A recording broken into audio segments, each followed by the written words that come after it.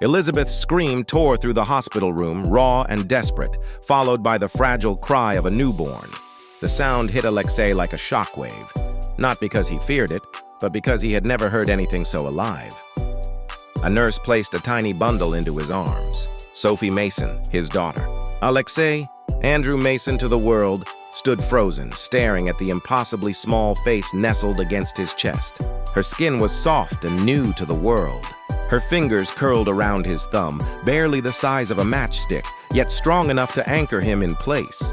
And in that moment, something inside him cracked. A fracture in the steel casing the KGB had forged around his heart. He wasn't supposed to feel. He wasn't supposed to care. He wasn't supposed to love, but he did. Elizabeth looked up at him from the bed, exhausted but glowing with a warmth he didn't know how to receive. "She has your eyes," she whispered. The words hit him harder than any blow he had ever taken. No one had ever said something like that to him. No one had ever looked at him with such trust. He held Sophie closer, breathing in the soft scent of newborn skin. A scent so pure it felt like it didn't belong in the world he came from. "I will protect you," he whispered, "even from myself." Hours passed. The chaos faded. Elizabeth slept, her hand resting on the blanket.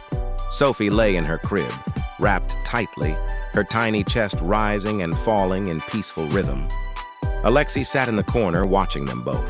He had survived interrogations, covert missions, and the cold brutality of the orchard. He had lied, manipulated, and obeyed without hesitation. But nothing had prepared him for this. For the quiet, overwhelming weight of being needed. Not as a weapon, not as an asset, but as a father, the realization terrified him. His thoughts drifted to Sokolov, to Moscow, to the silent watchers who monitored every step he took, to the invisible leash around his neck. The KGB didn't allow attachments. Love was a liability. Family was a weakness, and weaknesses were punished. He remembered the whispered stories from the orchard, agents whose families vanished after they hesitated, after they questioned orders, after they dared to want something for themselves. He looked at Elizabeth, at Sophie. A cold dread settled in his bones. If Moscow ever sensed he cared, if they believed he was becoming Andrew Mason instead of Alexei Morozov, they would destroy everything. Sophie stirred, letting out a soft, sleepy sigh. Alexei rose and placed a gentle hand on her back. Her warmth seeped into him, melting a part of him he thought had died long ago. He whispered in Russian, words he hadn't spoken in years. «Моя маленькая звезда, я не позволю миру забрать тебя». My little star, I won't let the world take you. The vow was quiet but absolute. He didn't know how he would protect her. He didn't know how long he could keep pretending to be Andrew Mason.